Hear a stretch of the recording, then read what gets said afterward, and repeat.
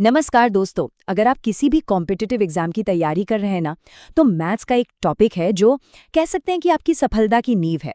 और वो है वर्गमूल, घनमूल और घातांक के नियम। चलिए आज इसे एकदम आसान बनाते हैं। बिल्कुल, आप कोई भी एग्जाम उठा लीजिए, एसएससी, रेलवे, बैंकिंग, सवाल तो यहाँ से आने ही आने हैं। और अगर आपने इसे अच्छे से समझ लिया ना, तो समझ लीजिए कि आप बाकियों से एक कदम आगे निकल गए।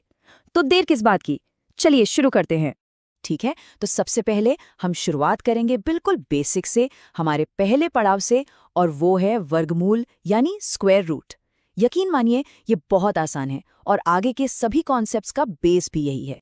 तो आखिर ये वर्गमूल है क्या? देखिए, बहुत सिंपल है। ये वो नंबर है जिससे जब हम उसी से मल्टीप्लाई करते हैं तो हमें ओरिजिनल नंबर मिल जाता है।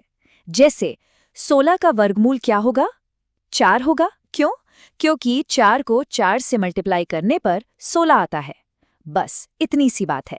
हाँ, और ये जो आप देख रहे हैं, इन्हें कहते हैं परफेक्ट स्क्वायर्स, मतलब ऐसे नंबर्स जो किसी होल नंबर को उसी से मल्टीप्लाई करके बनते हैं। अब यहाँ पर एक बहुत ज़रूरी एग्जाम टिप है।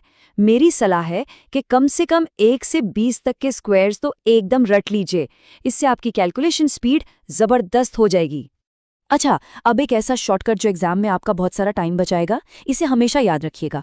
कोई भी नंबर अगर वो 2, 3, 7 या 8 पर खत्म हो रहा है तो वो कभी भी एक परफेक्ट स्क्वायर नहीं हो सकता। सोचिए, आप ऑप्शंस देखकर ही गलत जवाब हटा सकते हैं। और हाँ, एक और बात, परफेक्ट स्क्वायर में आखिर में जो जीरो होते हैं ना, वो हमेशा इवन नंबर में होते हैं। जैसे 100 में 2 जीरो हैं। बहुत बढ़िया। तो वर्गमूल तो अब क्लियर हो गया है। अब हम चलते हैं अपने अगले कॉन्सेप्ट पर, घनमूल यानी क्यूब रूट।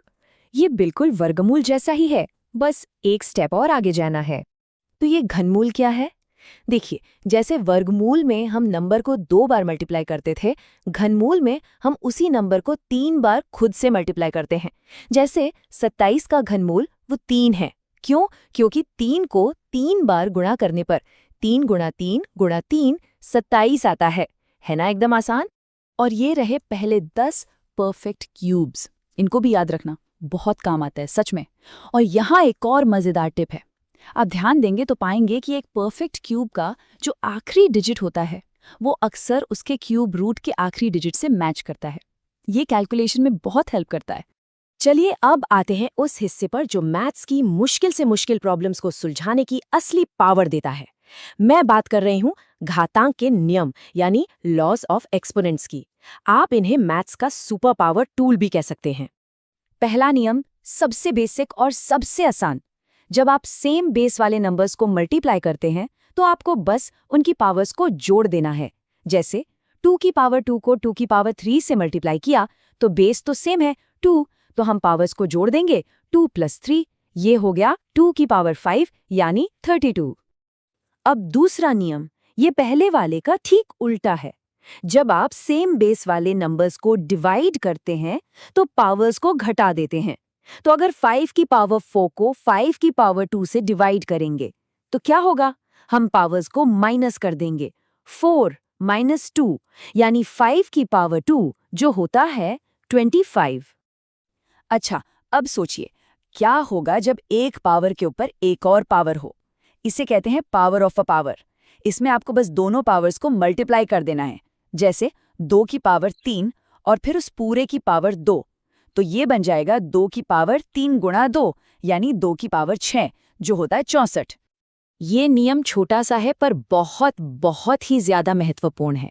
किसी भी नंबर की पावर अगर 0 है तो उसका जवाब हमेशा 1 होगा।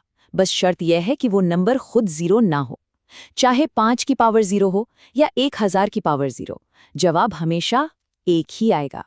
और हाँ, अगर पावर नेगेटिव हो तो क्या घबराना है? बिल्कुल नहीं।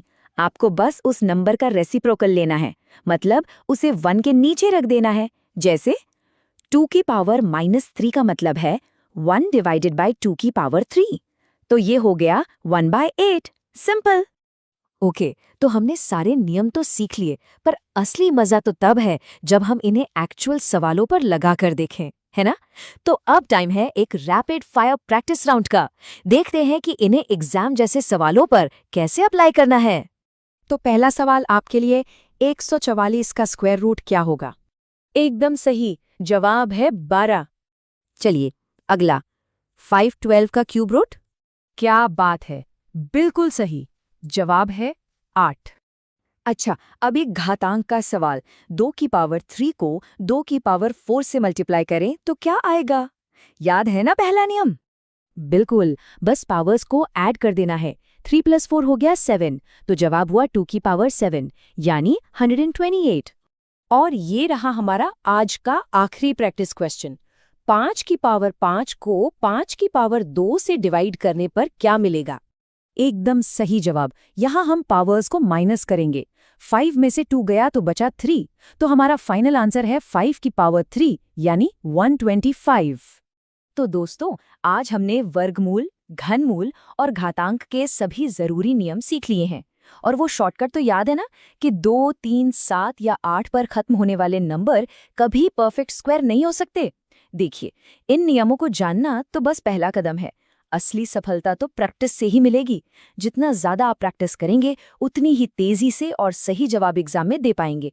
तो बस प्रैक्टिस करते रहिए, सफलता आपकी ही होगी।